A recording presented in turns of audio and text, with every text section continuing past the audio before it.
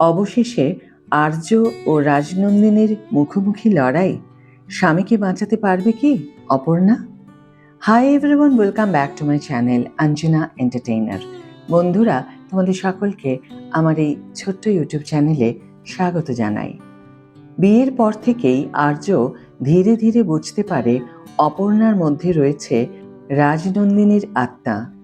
কোনো না কোনোভাবে অপর্ণার সামনে আর্যর অতীত বারবার উঠে আসে, যা তাকে বহু প্রশ্নের সম্মুখীন করে দেয়।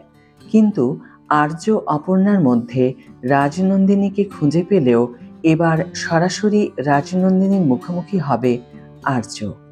চিরদিনই তুমি যে আমার ধারাবাহিকের নতুন প্রোমো এটাই বলছে, অপর্ণা আর রাজনন্দিনী আলাদা কেউ নয়। স্বামীকে নিয়ে একটি ফাঁকা বাড়িতে নিয়ে আসে অপর্ণা। সেখানে হঠাৎ করেই অপর্ণা নয়, বরং রাজনন্দিনীকে চোখের সামনে দেখতে পায় আর্য। রাজনন্দিনী আর্যর থেকে সমস্ত প্রশ্নের জবাব চায়, কিন্তু আর্য বারবার বলে সে কিছু করেনি। এই কথা বলতে বলতেই সে ধীরে ধীরে পেছনের দিকে চলতে থাকে আর পা ফসকে পড়ে যায় ওপর থেকে। রাজনন্দিনীর উপর হওয়া অন্যায় কি এভাবেই বিচার পাবে? সত্যি কি আর্য কোনো ভুল করেছিল আদৌ, নাকি সেও ষড়যন্ত্রের শিকার? এবার স্বামীকে কিভাবে বাঁচাবে অপর্ণা?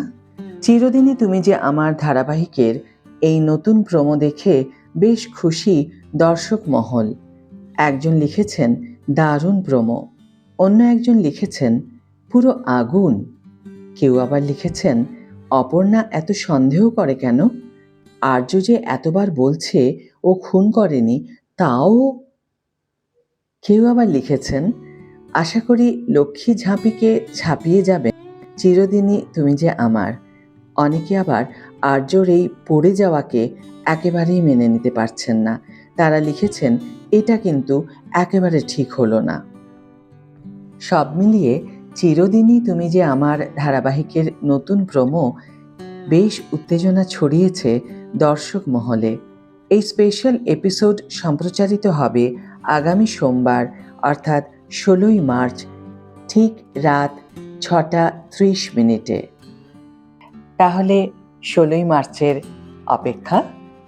আজকের ভিডিও এখানেই শেষ করছি বন্ধুরা।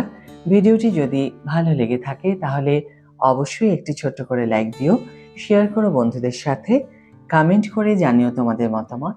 যারা এখনও আমার চ্যানেলটিকে সাবস্ক্রাইব করোনি তারা অবশ্যই চ্যানেলটিকে সাবস্ক্রাইব করে আমার পাশে থেকো, আর যারা অলরেডি সাবস্ক্রাইব করে দিয়েছো তাদের জন্য আমার অনেক ভালোবাসা এবং অনেক ধন্যবাদ।